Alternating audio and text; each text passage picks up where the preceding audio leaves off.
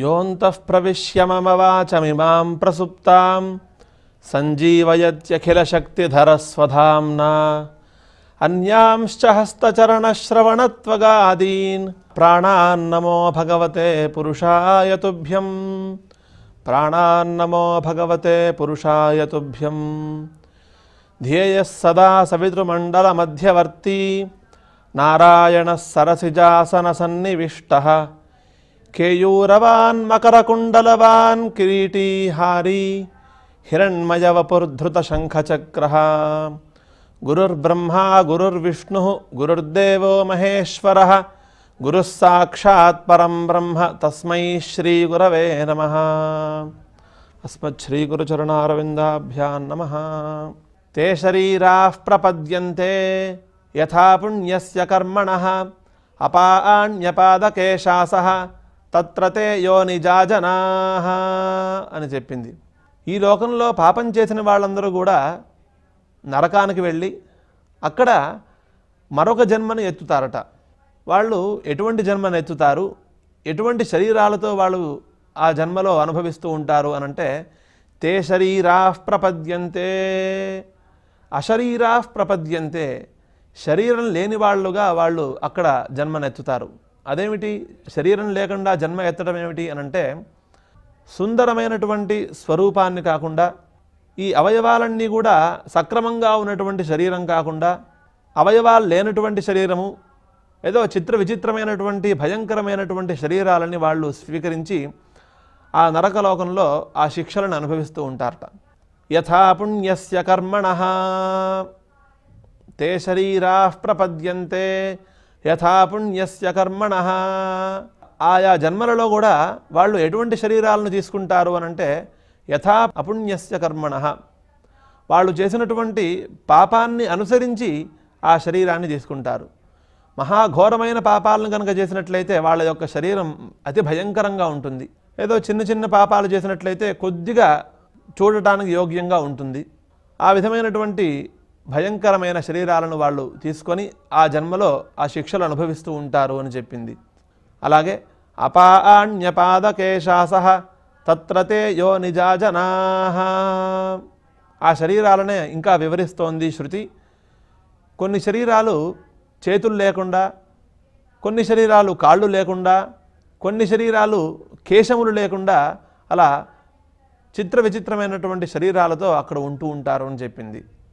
అంతేకాకుండా తత్ర తే యోనిజాజనాః, కొన్ని జన్మలు చెమట నుండి పుట్టేవి, స్వేదం నుండి పుట్టేవి కొన్ని పురుగులు ఉంటాయి. అలానే నెత్తురు నుండి పుట్టేటటువంటి కొన్ని శరీరాలు ఉంటాయి. అటువంటి మహాభయంకరమైన దుఃఖకరమైనటువంటి శరీరాలని వాళ్ళు పొందుతూ ఉంటారు అని చెప్పింది. అలాగే మృత్వా పునర్మృత్యుమాపద్యంతే అద్యమానా స్వకర్మభిః ఆశాతికాః క్రిమయ ఇవ తతః పూయంతే వాసవైః. ఈ పాపాత్ములు నరకలోకంలో జన్మనెత్తి శిక్షలను అనుభవించి మళ్ళీ మళ్ళీ జన్మ ఎత్తుతూనే ఉంటారు. మృత్వా పునర్మృత్యుమాపద్యంతే, మరణించి మళ్ళీ మరణాన్ని పొందుతూ ఉంటారు అని చెప్పింది. మరణించిన తర్వాత మళ్ళీ మరణం పొందడం ఏమిటి అనంటే మళ్ళీ జన్మించి మళ్ళీ మరణిస్తూ ఉంటారు. ఈ సంసార చక్రంలో అలా తిరుగుతూనే ఉంటారు.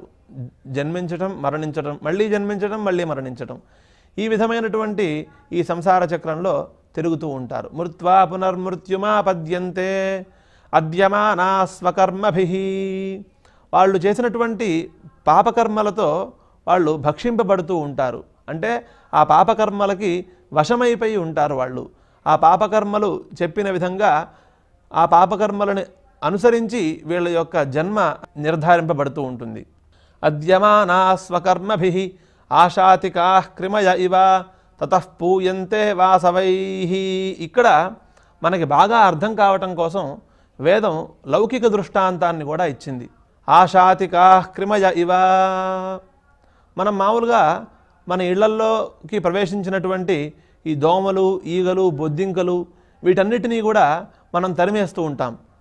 ఇంకా అవి బయటికి వెళ్ళకపోతే ఏదో వాటిని చంపేయటం, ఈ విధమైనటువంటి ఉపాయాలని మనం ఆలోచిస్తూ ఉంటాం.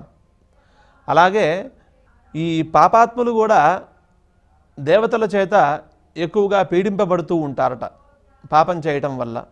అద్యమాన ఆశాతికా క్రిమయ ఇవ తతః పూయంతే వాసవైః.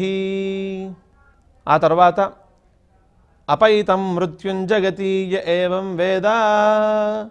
ఈ విధంగా ఆ పాపాత్ముల యొక్క స్వరూపాన్ని, ఆ పాపాత్ములు అనుభవించేటటువంటి శిక్షలని, ఆ పాపాత్ములు ఎక్కడైతే నివసిస్తారో వాళ్ళ యొక్క స్థానాన్ని మనకి వివరించి, ఇటువంటి విజ్ఞానాన్ని ఎవరైతే తెలుసుకుంటారో, అంటే ఈ కశ్యపాది సప్త సూర్యులు చేసేటటువంటి పనిని ఎవరైతే తెలుసుకుంటారో వాడికి ఎటువంటి ఫలం లభిస్తుందో మనకి తర్వాతి మంత్రం ద్వారా వేదం తెలియజేస్తోంది. అపైతం మృత్యుంజగతీయ ఏవం వేద. ఈ కశ్యపాది సూర్యులు చేసేటటువంటి కర్మలని ఎవరైతే తెలుసుకుంటారో వాళ్ళు అపమృత్యువుని జయిస్తారు. వాళ్ళు తెలుసుకున్నంత మాత్రాన అపమృత్యువు తొలగిపోతుందా అనంటే, ఈ విషయం తెలుసుకున్న తర్వాత పాపం చేయటానికి ఎవరూ ఇష్టపడరు, ఎవరూ ముందుకు రారు. ఎందుకు అనంటే, పాపం చేసినట్లయితే ఇటువంటి భయంకరమైనటువంటి శిక్షలు మనకి లభిస్తాయి, మనం ఎంతో బాధపడాల్సి వస్తుంది అని భయపడి ఎవరూ కూడా పాపం చేయటానికి ముందుకు రారు. అందరూ కూడా పుణ్యం చేయటానికే ముందుకు వెళతారు. అందువల్ల ఈ విజ్ఞానం తెలుసుకున్నవాడు అపమృత్యువుని జయిస్తాడు. వాడు పాపం చేయడు కాబట్టి అపమృత్యువు వాడిని కబలించటం అనేది ఉండదు, సంభవించదు. అందువల్ల ఈ విజ్ఞానం వల్ల వాడు అపమృత్యువుని జయిస్తాడు అని చెప్పింది శృతి. అపైతం మృత్యుంజగతి య ఏవం వేద సఖల్వైవం విద్బ్రాహ్మణ దీర్ఘశ్రుత్తమో భవతి కశ్యపస్యాతిథి సిద్ధగమనః. అదేవిధంగా ఈ కశ్యపాది సూర్యుల గురించి తెలుసుకొని ఎవరైతే కర్మానుష్ఠానం చేస్తారో, అంటే ఆరుణకేతుకాగ్ని చయనాన్ని ఎవరైతే అనుష్ఠిస్తూ ఉంటారో, ఆ అనుష్ఠించినటువంటి యజమాని కశ్యపుడికి దీర్ఘశ్రుత్తముడుగా ఉంటాడు. అంటే ఈ యజమాని గురించి అందరూ కూడా కశ్యపుడికి చెప్తూ ఉంటారు, భూలోకంలో ఫలానా యజమాని ఉన్నారు, ఆయన ఉత్తమమైనటువంటి ఆరుణకేతుకాగ్ని చయనాన్ని చేశారు, ఆయన చాలా ఎంతో గొప్పగా చేశారు, చాలా వైభవంగా చేశారు అని ఇటువంటి విషయాలని దేవతలందరూ కూడా విని ఆనందించి ఆ దేవతలే వెళ్ళి కశ్యపుడి దగ్గరికి వెళ్ళి మాటిమాటికి వెళ్ళి చెప్తూ ఉంటారట ఈ యజమానుడి గురించి. అందువల్ల ఈయన దీర్ఘశ్రుత్తముడు అవుతాడు అని వేదం చెప్పింది. అలాగే కశ్యపస్యాతిథి సిద్ధగమనః. అలానే ఇతను ఈ కర్మానుష్ఠానం చేసినటువంటి యజమాని ఈ భూలోకంలో జీవించినంతకాలం సుఖంగా జీవించి ఆ తర్వాత ఈ దేహాన్ని విడిచిపెట్టిన తర్వాత కశ్యపుడికి అతిథిగా వెళతాడు. మన ఇంటికి ఎవరైనా అతిథి వస్తే మనం ఎంత గౌరవంగా చూస్తామో అంత గౌరవంగా కశ్యపుడు ఈ యజమానిని చూస్తాడట, అతిథి స్వరూపంగా మారిపోతాడు. అంతేకాకుండా కశ్యపస్యాతిథి సిద్ధగమనః. కశ్యపుడికి దగ్గరికి వెళ్ళే మార్గం ఈయనకి బాగా తెలియబడుతుంది, ఆ మార్గం ఈయనకి బాగా సులువుగా లభిస్తుంది. ఈయన కశ్యపుడి దగ్గరికి వెళ్ళాలి అని అనుకున్నప్పుడు ఎవరి సహాయం లేకుండా వెళ్ళిపోతాడు, అలానే వచ్చేస్తూ ఉంటాడు. ఇటువంటి గమనాగమనాలు ఈయనకి సిద్ధమై ఉంటాయి, సులభంగా ఆయన వెళ్ళిపోతాడు, వచ్చేస్తాడు. అటువంటి ఉత్తమమైనటువంటి స్థితి ఈ ఆరుణకేతుకాగ్ని చయనాన్ని చేసినటువంటి యజమానికి లభిస్తుంది అని మనకి ఈ మంత్రం ద్వారా తెలుస్తోంది. తస్యైషా భవతి ఆయస్మిన్ సప్తవాసవాః రోహంతి పూర్వ్యారుహః ఋషిర్హదీర్ఘశ్రుత్తమః ఇంద్రస్య ఘర్మో అతిథిరితి. ఆ కశ్యపుని యొక్క విషయాన్ని తెలియజేసేటటువంటి మంత్రము ఈ విధంగా ఉన్నది. ఆయస్మిన్ సప్తవాసవాః. ఆరోగాది సప్తసూర్యులు ఆ కశ్యపుని వలన తేజస్సుని పొంది ఈ జగత్తుని అంతటినీ కూడా ప్రకాశిస్తున్నారని మనం చెప్పుకున్నాం. వాళ్ళందరూ కూడా ఈ ఆరోగాది సప్తసూర్యులు కూడా వాసవాహ అని చెప్పింది. వాళ్ళందరూ జగన్నివాస హేతువులు, ఈ ప్రపంచంలో ప్రాణివర్గం నివసించటానికి యోగ్యమైనటువంటి వాళ్ళు ప్రతిరోజు వాళ్ళ కిరణాలతో జగత్తుని ప్రకాశింపచేస్తున్నారు. కాబట్టి అందరూ కూడా ఆ కాంతిని చూసి తెల్లారింది, ఉదయమైంది, ఈరోజు మనం చేయవలసిన పనులు ఏమిటి అని వాళ్ళ పనులని వాళ్ళు సక్రమంగా చేసుకోగలుగుతున్నారు. ఈ విధంగా వాళ్ళ జీవనం సుఖంగా సాగుతూ ఉంటుంది.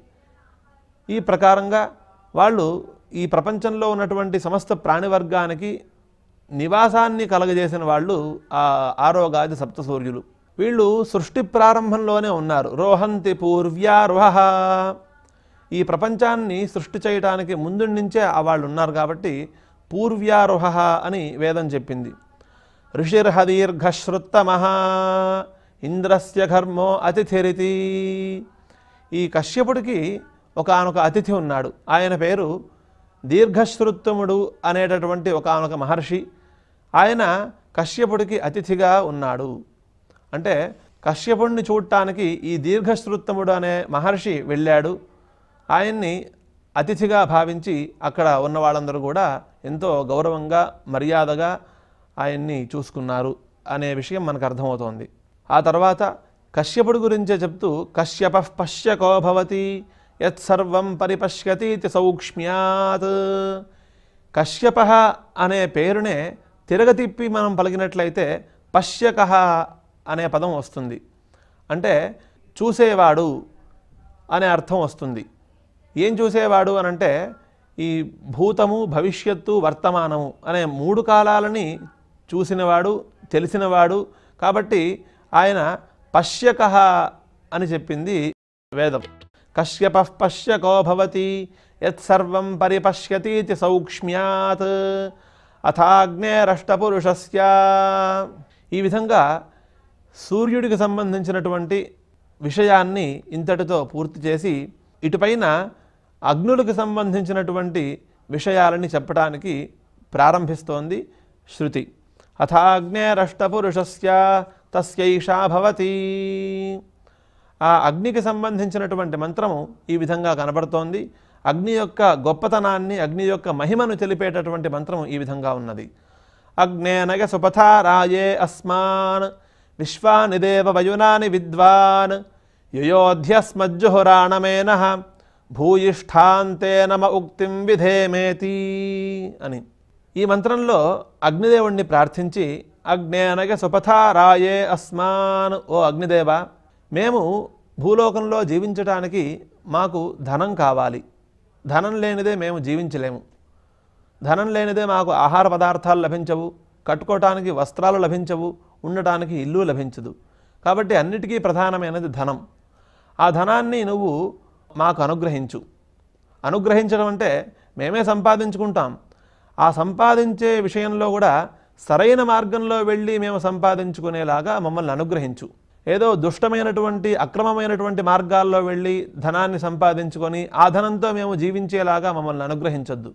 తద్వారా మాకు అనేక ప్రత్యవాయాలు, అనేక దోషాలు సంభవిస్తాయి. మాకు అనేక ప్రతిబంధకాలు ఇవన్నీ కూడా మాకు కలుగుతూ ఉంటాయి. అందువల్ల సరైన మార్గంలో మేము వెళ్ళి ధనాన్ని సంపాదించుకునేలాగా మమ్మల్ని అనుగ్రహిస్తుండు, మమ్మల్ని ప్రోత్సహిస్తూ ఉండు, మమ్మల్ని ప్రేరేపిస్తూ ఉండు అని ఈ మంత్రంలో అగ్నిదేవుణ్ణి ప్రార్థించారు. ఆ తర్వాత విశ్వానిదేవ వయునాని విద్వాన్. ఎందుకు ఇంతమంది దేవతలు ఉన్నప్పటికీ కూడా అగ్నిదేవుణ్ణి మాత్రమే సంబోధించి ఈ విషయాన్ని ప్రార్థించారు అనంటే, విశ్వానిదేవ వయునాని విద్వాన్, ఆ అగ్నిదేవుడు సమస్త మార్గాలు తెలిసినవాడు. ఏది మంచి మార్గము, ఏది చెడు మార్గము, ఏ మార్గంలో వెళితే ధనం లభిస్తుంది, ఏ మార్గంలో వెళితే ధనం లభించదు అనే విషయాలు అన్నీ కూడా బాగా తెలిసినవాడు. అందువల్ల ఇక్కడ విశ్వానిదేవ వయునాని విద్వాన్ అని చెప్పింది శృతి. ఆ తర్వాత యుయోధ్యస్మజ్జుహురాణమేనః, ఓ అగ్నిదేవ, మమ్మల్ని మంచి మార్గంలో నడిపించమని ప్రార్థించాము. మంచి మార్గంలో నడిపిద్దామని నువ్వు కూడా అనుకుంటావు. కానీ మేము తెలిసి చేసినటువంటి పాపాలు, తెలియక చేసినటువంటి పాపాలు ఇవన్నీ కూడా మేము మంచి మార్గంలో నడవటానికి అడ్డుపడుతూ ఉంటాయి. అందువల్ల ఆ పాపాలన్నిటినీ కూడా నువ్వు తొలగించు అని మళ్ళీ ఇక్కడ ప్రార్థిస్తున్నారు. యుయోధ్యస్మజ్జుహురాణమేనః భూయిష్ఠాంతే నమ ఉక్తిం విధేమేతి. నీకు ప్రతినిత్యము కూడా మేము నమస్కారం చేస్తూ ఉంటాం, నిన్ను ఆరాధిస్తూ ఉంటాం. ఎన్ని నమస్కారాలు కావాలన్నా అన్ని నమస్కారాలు చేస్తాం. మేము మాకు కావలసినటువంటి మంచి మార్గంలో లభించే ధనము లభించేట్టుగా మమ్మల్ని అనుగ్రహించు, ఆ ధనాన్ని సంపాదించుకునే విధంగా మమ్మల్ని అనుగ్రహించు అని ఈ మంత్రంలో ప్రార్థించారు. ఈ మంత్రంలో అగ్నిదేవుని యొక్క మహిమ కూడా మనకి వేదం తెలియజేసింది. ఆ తర్వాత ఈ అగ్నికి సంబంధించినటువంటి మూర్తి విశేషాలు ఎన్ని ఉన్నాయి, వాటి యొక్క పేర్లు ఏమిటి అనే విషయాలని మనకి శృతి వేదం తెలియజేస్తోంది. ఇప్పుడు అగ్నిదేవుళ్ళు ఎంతమంది ఉన్నారు, వాళ్ళ పేర్లు ఏమిటి, వాళ్ళు ఎక్కడెక్కడ ఉంటారు అనే విషయాలని మనం ముందు పరిశీలించి మనం తెలుసుకుందాం. అందులో మనకి మామూలుగా అగ్నిదేవుడు కనిపిస్తున్నప్పటికీ లోకంలో ఆ అగ్నిదేవుడు అనేక రకాలుగా ఉంటారని మనకి శాస్త్రాలు బోధిస్తున్నాయి. యజ్ఞయాగాది కర్మానుష్ఠానాల్లో మనం పరిశీలించినట్లయితే ఆహవనీయము, దక్షిణాగ్ని, గార్హపత్యము, సభ్యము, ఆవసత్యము ఇలా ఈ పేర్లతో వ్యవహరింపబడేటటువంటి అగ్నులు మనకి కనిపిస్తారు. అలానే ఇంకా సోమయాగము, ఉత్తరత్ర ఉత్తమమైనటువంటి యజ్ఞాలలో మనం పరిశీలించినట్లయితే ఇంకా అనేకమైన అగ్నులు కనిపిస్తారు. ఈ అగ్నులందరూ కూడా వివిధ రకాలుగా ఉన్నట్లుగా మనకి వేదం చెప్తోంది. అగ్ధాదేకో హుతాదేక సమసనాదేక అని మరొక చోట చెప్పింది. మనం ఈ అరుణ మంత్రార్థ ప్రారంభంలో కూడా అపాష్ణ్యుష్ణ్యం అపారక్ష, అపాష్ణ్యుష్ణ్యం అపారఘం అని ఆ అగ్నిదేవుడి గురించిన విషయాలు మనం తెలుసుకున్నాం. అగ్నిదేవుడికి సంబంధించినటువంటి మూర్తి విశేషాల గురించి ఇక్కడ మనకి వేదం చెప్తోంది. ఓం అగ్నిశ్చ జాత వేదాశ్చ సహోజా అజిరా ప్రభు వైశ్వానరో నర్యాపాశ్చ పంక్తిరాధాశ్చ సప్తమః అని. ఎన్ని రకాలుగా మూర్తి విశేషాలు ఉన్నాయి అనంటే 7 విధములైనటువంటి మూర్తి విశేషాలు అగ్నిదేవుడికి ఉన్నాయని మనకి ఈ మంత్రం చెప్తోంది. విసర్పేవాష్టమోగ్నీనాం, ఇక్కడ 7 విధములైనటువంటి మూర్తి విశేషాల యొక్క పేర్లు ఏమిటి అనంటే అగ్ని, జాతవేదాః, సహోజాః, అజిరా ప్రభు, వైశ్వానరః, నర్యాపసః, పంక్తిరాధాః అని ఈ విధంగా 7 మూర్తి విశేషాల యొక్క పేర్లు. 8వ మూర్తి విశేషం కూడా ఒకటి ఉన్నది, దాని పేరు విసర్పి అని. ఈ పేర్లతో అగ్నిదేవుళ్ళు పిలువబడుతూ ఉంటారు. వీళ్ళందరూ కూడా ఏతేష్టౌ వసవః క్షిత ఇతి. ఈ అగ్నిదేవుళ్ళు ఇతరులని ఇబ్బంది పెట్టే స్వభావం కలవారు కాదు. నివాసయోగ్యమైనటువంటి అగ్నిదేవుళ్ళు అంటే ప్రాణివర్గము నివసించటానికి యోగ్యమైనటువంటివి ఈ అగ్నిదేవుళ్ళు. అగ్ని ప్రమాదాలని మనకి సంభవించేటటువంటి అగ్నిదేవుళ్ళు అయితే ప్రజలకి హాని కలిగించేట్టుగా ఉంటారు. ఈ అగ్నిదేవుళ్ళు ప్రజలకి అనుకూలంగా ఉంటూ వాళ్ళని సంరక్షిస్తూ ఉంటారు. ఉదాహరణగా జఠరాగ్ని మన శరీరంలో ఉండి మనం తిన్నటువంటి ఆహారాన్ని పచనం చేసి మనకి ఆరోగ్యాన్ని సంపాదిస్తూ ఉంటుంది. ఆ విధంగా మనకి ఆనుకూల్యాన్ని సంపాదిస్తూ ఉంటుంది. ఈ విధంగా అగ్నిదేవుళ్ళ యొక్క మూర్తి విశేషాలను వేదం చెప్పింది. ఆ తర్వాత అగ్నికి సంబంధించిన మరొక విశేషాన్ని మనకి తెలియజేస్తోంది.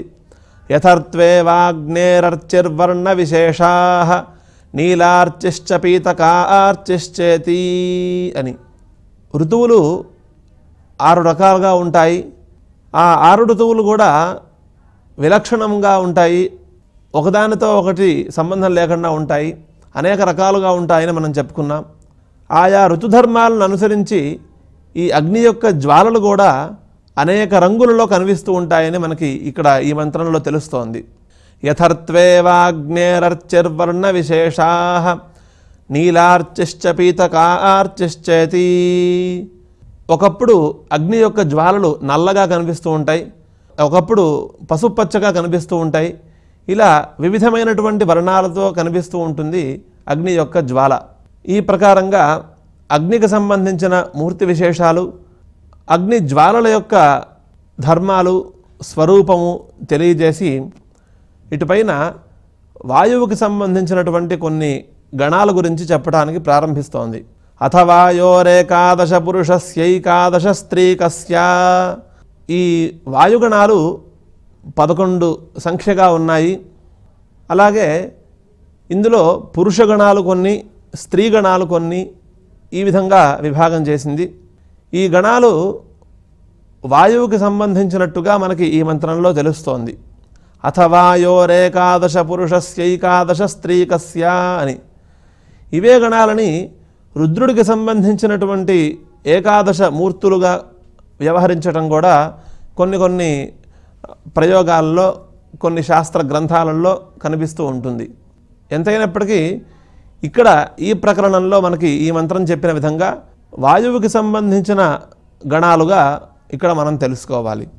వాటి యొక్క పేర్లు ఏమిటి అనంటే ప్రభ్రాజమానా వ్యవదాతాః యాశ్చ వాసుకి వైద్యుతాః రజతాః పరుషాః శ్యామాః కపిలా అతిలోహితాః ఊర్ధ్వా అవపతంతాశ్చ వైద్యుత ఇత్యేకాదశ. ఈ పేర్లతో వ్యవహరింపబడేటటువంటి వాయువు యొక్క 11 గణాలు. ఇందులో ఇంతవరకు చెప్పినవి పురుష గణాలు, వీటినే స్త్రీ గణాలుగా మార్చుకోమని కూడా మనకి భాష్యకారులు చెప్పారు ఆ మంత్రాన్ని అనుసరించి. ఆ తర్వాత ఈ విధంగా 11 గణాలు ఉన్నాయి, వాళ్ళ యొక్క పేర్లు ఈ విధంగా ఉన్నాయని ఎవరైతే తెలుసుకుంటారో వాళ్ళకి ఫలం ఏమిటి అనంటే నైనం వైద్యుతో హినస్తి ఏవం వేద. పిడుగుపాటు వల్ల వాళ్ళకి మరణం అనేది సంభవించదు, అంటే పిడుగుపాటు వల్ల వాళ్ళకి ఎటువంటి హాని కలగదు. ఇటువంటి ఉత్తమమైన ఫలాన్ని ఆ జ్ఞానానికి చెబుతూ ఈ విషయంలో సహోవాచ వ్యాసః పారాశర్యః విద్యుద్వధమేవాహం మృత్యుమయీచ్ఛమితి. ఈ విషయంలో పరాశర మహర్షి యొక్క కుమారుడైన వ్యాస మహర్షి ఈ విధంగా అభిప్రాయపడ్డాడు. ఆయన యొక్క అభిప్రాయం ఎలా ఉంది? పిడుగుపాటు వల్ల ఏదైనా హాని జరిగితే అదే చాలా నీచమైనటువంటి అపరాధము, దోషము అని చెప్పారు. విద్యుద్వధమేవాహం మృత్యుమయీచ్ఛమితి. పిడుగుపాటు వల్ల సంభవించేటటువంటి మరణమే ఇక్కడ నేను మృత్యువుగా నేను పరిగణిస్తాను, మిగతావన్నీ కూడా మామూలు మృత్యువులు లాంటివి అని ఆయన యొక్క అభిప్రాయాన్ని తెలియజేశాడు. అంటే మిగతా మృత్యువులు అనేక రకాలుగా సంభవిస్తున్నప్పటికీ పిడుగుపాటు వల్ల మరణించాడు, పిడుగుపాటు వల్ల మరణం సంభవించటం అనేది చాలా దురదృష్టకరం. యోంతః ప్రవిశ్య మమ వాచమిమాం ప్రసుప్తాం సంజీవయత్యఖిల శక్తిధరస్వధామ్నా అన్యాంశ్చ హస్తచరణశ్రవణత్వగాదీన్ ప్రాణాన్నమో భగవతే పురుషాయ తుభ్యం. ప్రాణాన్నమో భగవతే పురుషాయ తుభ్యం. ధ్యేయః సదా సవితృమండల మధ్యవర్తి నారాయణః సరసిజాసన సన్నివిష్టః కేయూరవాన్ మకరకుండలవాన్ కిరీటీహారీ హిరణ్మయవపుర్ధృత శంఖచక్రః. గురుర్బ్రహ్మా గురుర్విష్ణుః గురుర్దేవో మహేశ్వరః గురుః సాక్షాత్ పరం బ్రహ్మ తస్మై శ్రీ గురవే నమః. అస్మత్ శ్రీ గురుచరణారవిందాభ్యాం నమః. స్వానభ్రాట్ అంఘారిర్బంభారిః హస్తః సుహస్తః కృశానుర్విశ్వావసుః మూర్ధన్వాన్ సూర్యవర్చాః కృతిరిత్యేకాదశ గంధర్వగణాః. ఈ మంత్రాల్లో చెప్పినటువంటి పేర్లన్నీ కూడా గంధర్వులకు సంబంధించిన గణములకు పేర్లు. ఇందులో స్వానభ్రాట్ అంఘారిర్బంభారిః హస్తః సుహస్తః కృశానుః 7 గంధర్వుల యొక్క పేర్లు మనకి వేదంలోనే మరొక చోట కనిపిస్తూ ఉంటుంది. ఎక్కడంటే సోమయాగానికి సంబంధించినటువంటి మంత్రాలలో ఈ సోమరసాన్ని కాపాడేటటువంటి గంధర్వులుగా వాళ్ళ యొక్క పేర్లను కీర్తించింది శృతి. స్వానభ్రాజాంఘారే బంభారే హస్త సుహస్త కృశానవేతేవ సోమక్రయణాస్తాన్ రక్షధ్వం మావోదభన్ అని. యజ్ఞంలో ప్రధానమైనటువంటి ద్రవ్యం సోమరసం. ఈ సోమరసం ఎక్కడి నుంచి వస్తుంది అనంటే ఒకానొక తీగ, సోమలత అనేటటువంటి తీగ, ఆ తీగని తీసుకొచ్చి దంచి దాని ద్వారా వచ్చినటువంటి రసాన్ని ఆ దేవతలకి హవిర్భాగంగా ఇస్తారు. ఈ సోమలత గురించి విశేషణం, ఈ సోమలత గురించి చాలా చోట్ల వేదము చాలా ప్రశంసించింది. ఈ సోమలత స్వర్గలోకంలో గంధర్వుల చేత రక్షింపబడుతూ ఉంటుందిట. అటువంటి సోమలతని గాయత్రీ ఛందస్సు వెళ్ళి తీసుకువచ్చిందని, అందువల్ల ఈ సోమలత చాలా గొప్పదని, ఆ సోమద్రవ్యంతో ఎవరైతే యజ్ఞంలో దేవతలకు ఆవిర్భాగం ఇస్తారో వాళ్ళకి దేవతల యొక్క అనుగ్రహం కలుగుతుందని ఎక్కువగా అన్ని చోట్ల వేదం బోధిస్తూ ఉంటుంది. అంతేకాకుండా ఈ సోమరసం అంటే దేవతలకి ఎంతో ఇష్టం, అందువల్ల సోమరసంతో హోమం చేస్తూ ఉంటారు. అటువంటి సోమలతని ఈ గంధర్వ గణాలు రక్షిస్తూ ఉంటాయట. అక్కడ చెప్పేటప్పుడు 7 గంధర్వుల యొక్క పేర్లు మాత్రమే చెప్పడం జరిగింది. ఇక్కడ 11 మంది గంధర్వుల పేర్లు చెప్పడం జరిగింది. స్వానభ్రాట్ అంఘారిర్బంభారి హస్తః సుహస్తః కృశానుర్విశ్వావసు మూర్ధన్వాన్ సూర్యవర్చాః కృతిరిత్యేకాదశ గంధర్వగణాః దేవాశ్చ మహాదేవాః రశ్మయశ్చ దేవాగరగిరః నైనంగరోహినస్తి ఏవం వేద. ఈ గంధర్వగణముల యొక్క పేర్లను ఎవరైతే తెలుసుకుంటారో వాళ్ళకి విషబాధ అనేది ఉండదు. అంటే విషం వల్ల వాళ్ళకి ఇబ్బంది, మరణము సంభవించదు అని ఇక్కడ ఆ జ్ఞానం యొక్క మహిమను తెలియజేసింది శృతి. ఆ తర్వాత గౌరీమి మాయసలిలాని తక్షతి ఏకపదీ ద్విపదీ సా చతుష్పదీ అష్టాపదీ నవపదీ బభూవుషీ సహస్రాక్షరా పరమే వ్యోమన్నితి. ఈ మంత్రంతో వాగ్దేవత యొక్క స్వరూపాన్ని కీర్తిస్తూ వాగ్దేవతని స్తోత్రం చేస్తోంది ఈ మంత్రం. ఇక్కడ గౌరీ అనగా తెల్లటి వర్ణం కలది అని అర్థము. మామూలుగా ఈ మంత్రము గౌరీదేవతకి ఆవాహన చేసేటప్పుడు, పూజ చేసేటప్పుడు ఈ మంత్రాన్ని వినియోగిస్తూ ఉంటారు లోకంలో, పూజాది కార్యక్రమాలలో, హోమాదుల్లో.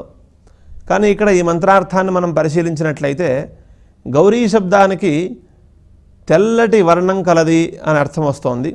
ఎవరి గురించి ఈ మంత్రం చెప్తోంది అనంటే శబ్దబ్రహ్మాత్మిక అయినటువంటి వాక్స్వరూపిణి అయినటువంటి సరస్వతీదేవి గురించి ఈ మంత్రం మనకి బోధిస్తోంది. ఆ వాగ్దేవత సృష్టి ప్రారంభంలో పరమాత్మలో లీనమై ఉన్నది. అంటే పూర్వ సృష్టి యొక్క ప్రళయకాలంలో పరమాత్మలో లీనమైపోయింది. మళ్ళీ సృష్టి ప్రారంభించే సమయంలో పరమాత్మ దగ్గరే ఉండి పరమాత్మ యొక్క ప్రేరణతో ఈ వాగ్దేవత వర్ణాలని, అక్షరాలని, పదాలని, వాక్యాలని సృష్టించింది. సృష్టి ప్రారంభంలో ఈ ప్రపంచమంతా కూడా ఉదకమయంగా ఉన్నదని మనం చెప్పుకున్నాం. ఆ ఉదకమయమైనటువంటి ఈ సమస్త చరాచర జగత్తులో అక్షరాలు, పదాలు ఇవి కూడా ఉదకమయంగా ఉండేవి. ఆ సమయంలో పరమాత్మ యొక్క ప్రేరణతో ఈ వాగ్దేవత ఆ పదాలని, వాక్యాలని కూడా సృష్టించింది. గౌరీమి మాయసలిలాని తక్షతి అని ఆవిడ సృష్టించేటప్పుడు ఆ పదాలన్నిటినీ కూడా సృష్టించి శబ్దం చేసింది అని ఈ మంత్రంలో కనిపిస్తోంది. అంటే శబ్దం చేయటం అంటే ఆ వాక్స్వరూపిణియే ఆ వర్ణరూపంగా, ఆ పదాల రూపంగా, ఆ వాక్యాల రూపంగా ఆవిర్భవించింది అని మనం అర్థం చెప్పాలి. మొట్టమొదట ఏకపదీ ద్విపదీ సా చతుష్పదీ. ఈ మామూలుగా లోకంలో లౌకిక వ్యాకరణానికి సంబంధించి కావ్యాలలో శ్లోకాలన్నీ కూడా ఛందోబద్ధంగా ఉంటాయని మనకు తెలుసు. అలాగే వేదంలో ఉన్నటువంటి మంత్రాలు కూడా ఛందోబద్ధంగా ఉంటాయి. ఆ ఛందోబద్ధమైనటువంటి మంత్రరూపంగా ఆవిడ ఆవిర్భవించింది. మొట్టమొదట ఏకపదీ, ఒక్క అక్షరంతో కూడినటువంటి ఛందస్సుతో ఆవిడ ఆవిర్భవించింది. ఏమిటదంటే ప్రణవాకారంగా ఆవిర్భవించింది. సృష్టి ప్రారంభంలో పరమాత్మ నుండి ఒక ప్రణవం నాదస్వరూపంగా ఆవిర్భవించింది అని మనకి పురాణాలు తెలియజేస్తున్నాయి. ఆ నాదస్వరూపమే ఈ వాగ్దేవత. ప్రణవాకారంగా మొట్టమొదట ఆవిర్భవించింది. ఆ తర్వాత ద్విపదీ, తర్వాత వ్యాహృతి స్వరూపంగా ఆవిర్భవించింది, గాయత్రీ స్వరూపంగా ఆవిర్భవించింది. వ్యాహృతులు అనగా భూహు భువః సువః, ఈ మూడింటిని వ్యాహృతులు అని అంటారు. బ్రహ్మదేవుడు సృష్టి చేసే సమయంలో ఈ 3 వ్యాహృతులతోనే భూలోకము, స్వర్గలోకము, అంతరిక్షలోకము ఈ 3 లోకాలని కూడా సృష్టించాడని మనకి వేదాల్లో ఉపాఖ్యానం కనబడుతోంది. ఆ తర్వాత గాయత్రీ స్వరూపంగా కూడా ఈ వాగ్దేవత ఆవిర్భవించింది అని తెలుస్తోంది. గాయత్రీ దేవత అనగా సమస్త మంత్రాలన్నిటికీ కూడా మంత్రరాజం. న గాయత్ర్యా పరో మంత్ర అని గాయత్రీ మంత్రం యొక్క ప్రాశస్త్యంలో మనకు కనిపిస్తోంది. గాయత్రీ మంత్రం కంటే ఉత్తమమైనటువంటి మంత్రం మరొకటి లేదు అని మనకు కనిపిస్తోంది. అటువంటి గాయత్రీ మంత్ర స్వరూపంగా ఈ వాగ్దేవత సృష్టి ప్రారంభంలో ఆవిర్భవించింది. ఆ వాగ్దేవతే మళ్ళీ సా చతుష్పదీ 4 రకాలుగా మళ్ళీ వ్యాప్తిని పొందింది. ఏమిటా 4 రకాలు అనంటే 4 వేదాల రూపంగా వ్యాప్తి పొందింది. ఋగ్వేద, యజుర్వేద, సామవేద, అథర్వణ వేద రూపంగా ఆవిడ ఆవిర్భవించింది. ఆ తర్వాత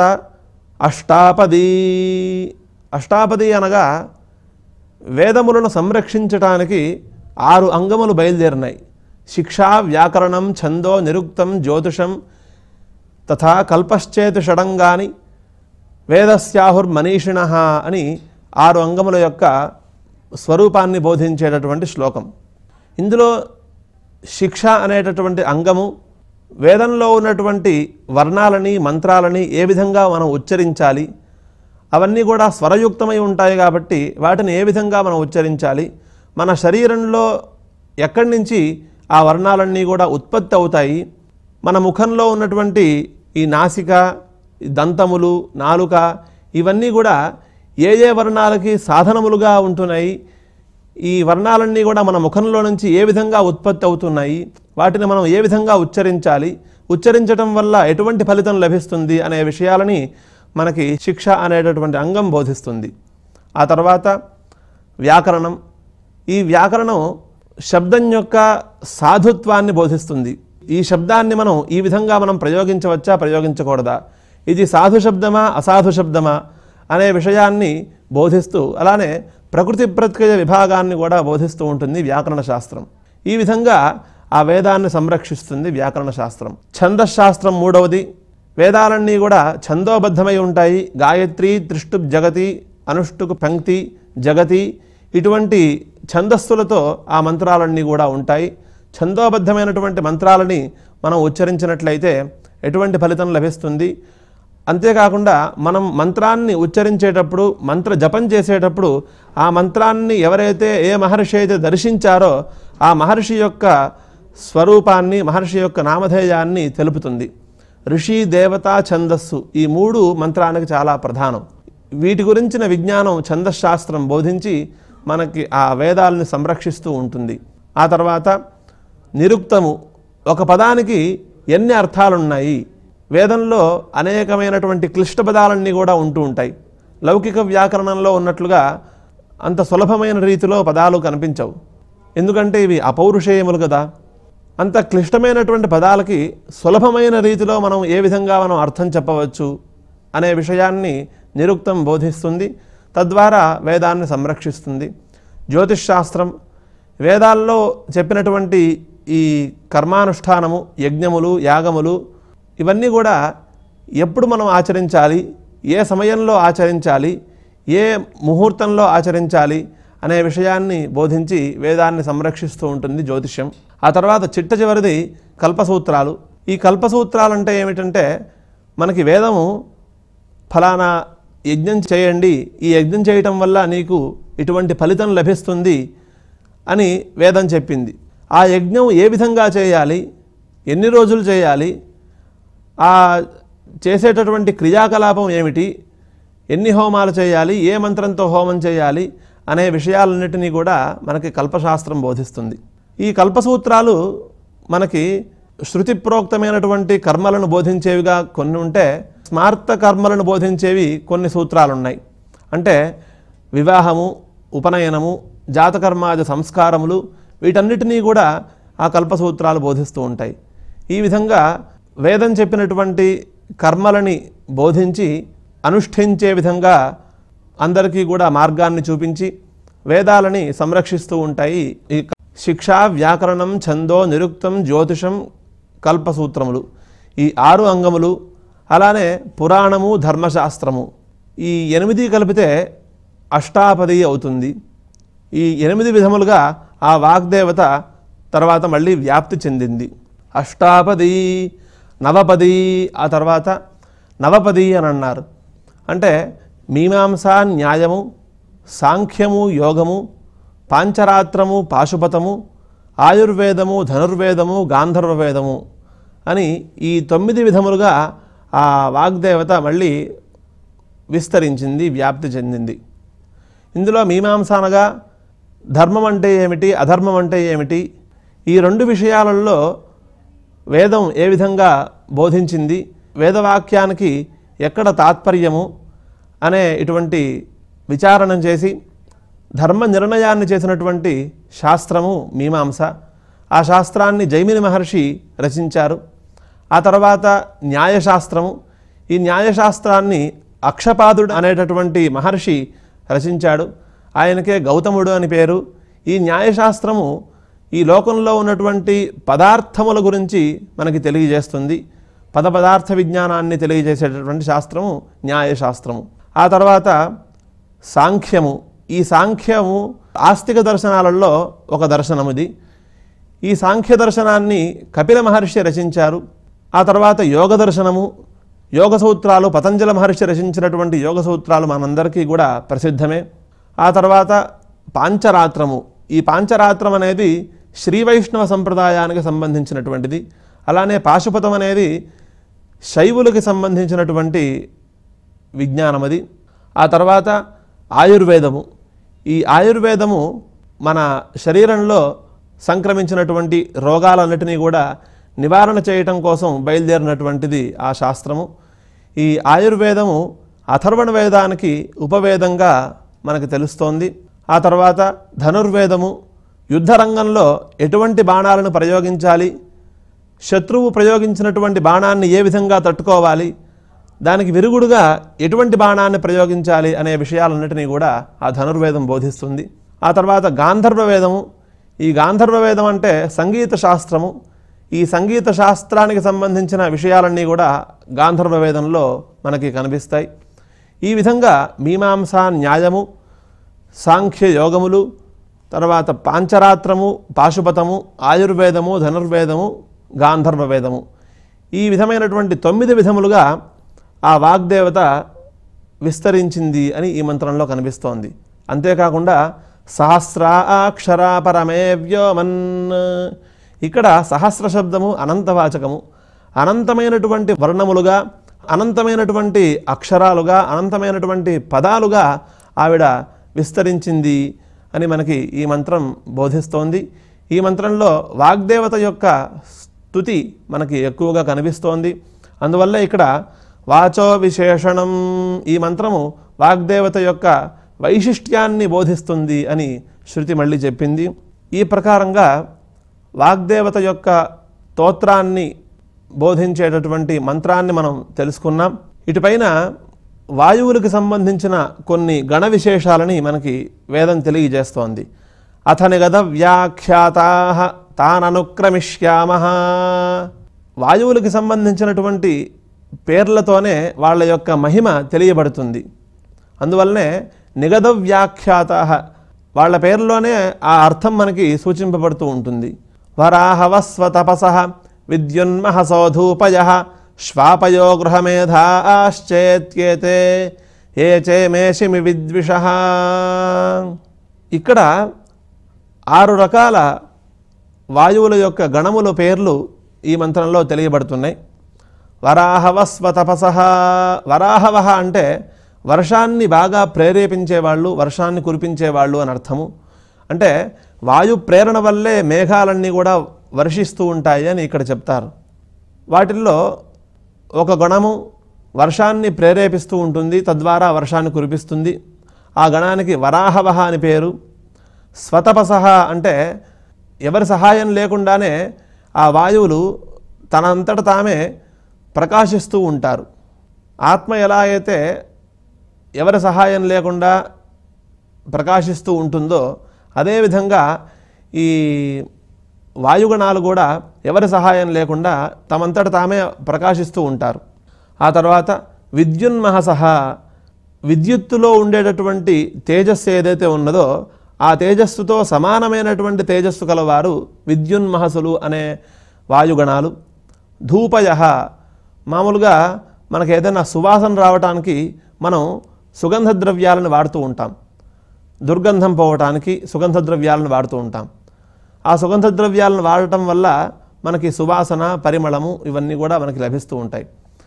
ఇక్కడ ఈ వాయుగణాలకి సుగంధ ద్రవ్యాలు లేకుండానే వాళ్ళు స్వతహానే మంచి పరిమళాన్ని వెదజల్లేటటువంటి స్వభావం కలవారు వాళ్ళు. అందువల్ల వాళ్ళకి ధూపయ అని పేరు వచ్చింది. శ్వాపయ అని మరొక గణము. వీళ్ళు వేగంగా వాళ్ళు అన్ని చోట్లకి వ్యాపిస్తూ ఉంటారు. అందువల్ల వాళ్ళకి శ్వాపయ అనే పేరు వచ్చింది. గృహమేధాశ్చేత్యేతే, ఈ గృహమేధా అనే పేరు గల వాయుగణం వారు ప్రజలు తమ తమ ఇళ్లల్లో సుఖంగా నివసించే విధంగా వాళ్ళు సహకరిస్తూ ఉంటారు. అందువల్ల వాళ్ళకి గృహమేధా అని పేరు వచ్చింది. ఈ విధంగా 7 రకాల వాయుగణాల పేర్లు మనకి వేదం తెలియజేసింది. ఈ వాయుగణాలే ఆ మేఘములను ప్రేరేపించి ఆ మేఘాల్లో ఉన్నటువంటి నీటిని వర్షించేలాగా చేస్తూ ఉంటాయి అని చెప్పారు. ఈ విధంగా 7 రకాల వాయుగణాల పేర్లు చెప్పి 8వ వాయుగణం యొక్క పేరుని కూడా మనకి సూచిస్తోంది. ఏ చేమేషమి విద్విషః, అశిమి విద్విషః అని ఆ వాయుగణానికి పేరు. అంటే వ్యవసాయం చేసేటటువంటి వ్యవసాయదారులకి ఆ పొలానికి ఇబ్బంది పెట్టకుండా ఆ పొలానికి అనుకూలమైనటువంటి వాయువుని అందించేటటువంటి వాళ్ళు వాయుగణాలు. ఆ వాయుగణానికి పేరు అశిమి విద్విషః అని పేరు. ఈ ప్రకారంగా 8 రకాల వాయుగణాల పేర్లను చెప్పి వీళ్ళందరూ కూడా అనుకూలమైనటువంటి స్వభావం కలవారు, ఎక్కడా కూడా ప్రతికూలమైనటువంటి ఆలోచన కూడా చేయరు వీళ్ళు అని చెప్పింది. వీళ్ళ యొక్క సహకారంతోనే మేఘములు వర్షిస్తూ ఉంటాయని చెప్తూ అదే విషయాన్ని వేదం మనకి తెలియజేస్తోంది. పర్జన్యా సప్త పృథివీమభివర్షంతి వృష్టిభిరితి. వీళ్ళ యొక్క ప్రేరణ వల్లే మేఘములన్నీ కూడా భూమిని అభిలక్షించి, అంటే భూలోకంలో ఉన్నటువంటి మానవులందరినీ దృష్టిలో ఉంచుకొని వాళ్ళ యొక్క క్షేమాన్ని దృష్టిలో ఉంచుకొని ఇవన్నీ కూడా వర్షించే విధంగా ప్రేరేపిస్తూ ఉన్నాయి అని చెప్తూ మరొక కొత్త విషయాన్ని కూడా మనకి బోధిస్తోంది. ఏతయైవ విభక్తి విపరీతాః సప్తభిర్వాతైరుదీరితాః అమూన్ లోకానభివర్షంతి తేషామేషా భవతి. ఇంతవరకు మనం చెప్పుకున్నటువంటి వాయుగుణాలు మేఘములను ప్రేరేపించి వర్షం కురిపించేలా చేస్తూ ఉంటాయి. అదే విషయాన్ని ఈ మంత్రంలో మనకి శృతి చెప్తోంది. సప్తభిర్వాతైరుదీరితాః. ఈ మేఘములన్నీ కూడా ఏ విధంగా అయితే భూలోకాన్ని అభిలక్షించి వర్షిస్తూ ఉంటాయో అదేవిధంగా ఊర్ధ్వలోకాలని కూడా వర్షింపజేస్తూ ఉంటాయి. అంటే ఊర్ధ్వలోకంలో ఉండేటటువంటి సరస్సుల్లోకి, నదులు, వాళ్ళందరికీ కూడా ఈ వర్షాన్ని కలిగించి వాళ్ళందరినీ కూడా ఆనందపరుస్తూ ఉంటాయి ఈ మేఘములు అని ఇక్కడ ఈ మంత్రంలో తెలుస్తోంది. ఆ విషయాన్ని స్పష్టంగా తెలియజేసేటటువంటి ఒక మంత్రం ఈ విధంగా ఉన్నది. సమానమేతదుదకం ఉచ్చైత్యవచాహభిః భూమిం పర్జన్యాజిన్వంతి దివంజిన్వంత్యగ్నయ ఇతి. సూర్యుల విషయంలో ఆరోగాది సప్తసూర్యులలో కొంతమంది అధోలోకాలని ప్రకాశింపజేస్తూ ఉంటారని, కొంతమంది ఊర్ధ్వలోకాలని ప్రకాశింపజేస్తూ ఉంటారని మనం చెప్పుకున్నాం. అలానే ఇక్కడ మేఘాలు కూడా 7 రకాలుగా ఉన్నాయని మనకి భాష్యకారులు చెప్తారు. ఎందుకు అనంటే 7 విధములైనటువంటి వాయుగుణాలతో ప్రేరేపింపబడేటటువంటి మేఘాలు కూడా 7 రకాలుగా ఉన్నాయి. వాటిల్లో కొన్ని మేఘాలు కిందకి వర్షిస్తూ ఉంటాయి, కొన్ని మేఘాలు పైకి వర్షిస్తూ ఉంటాయి. అది కూడా కొన్ని రోజులు కిందకి, కొన్ని రోజులు పైకి వర్షిస్తూ ఉంటాయని మనకి వేదం తెలియజేస్తోంది. సమానమేతదుదకం ఉచ్చైత్యవచాహభిః భూమిం పర్జన్యాజిన్వంతి దివంజిన్వంత్యగ్నయ ఇతి. మేఘాలు భూమిని సంతోషపెడితే, వర్షం కురిపించి సంతోషపెడితే, కొన్ని మేఘాలు ఊర్ధ్వలోకానికి వర్షాన్ని పంపించి సంతోషపెడుతూ ఉంటాయి. ఇక్కడ అగ్నిశబ్దం చేత మేఘములు చెప్పబడుతున్నాయి. ఎలా అంటే అగ్నిజ్వాలలు పైకి ఇట్లా జ్వలిస్తూ ఉంటాయి, అంటే ఊర్ధ్వముఖంగా జ్వలిస్తూ ఉంటాయి. ఇక్కడ మేఘాలు కూడా ఊర్ధ్వలోకంలోకి వర్షించే మేఘాలు కూడా పైకి వర్షిస్తాయి కాబట్టి ఆ ఊర్ధ్వముఖ సామ్యాన్ని పురస్కరించుకొని ఇక్కడ అగ్నిశబ్దం చేత మేఘములు అనే అర్థం చెప్పారు భాష్యకారులు. అందువల్ల కొన్ని మేఘాలు కిందకి వర్షిస్తూ ఉంటాయి, కొన్ని మేఘాలు పైకి వర్షిస్తూ ఉంటాయి. తద్వారా లోకాలన్నీ కూడా క్షేమంగా ఉంటూ ఉంటాయి అని మనకి ఈ మంత్రం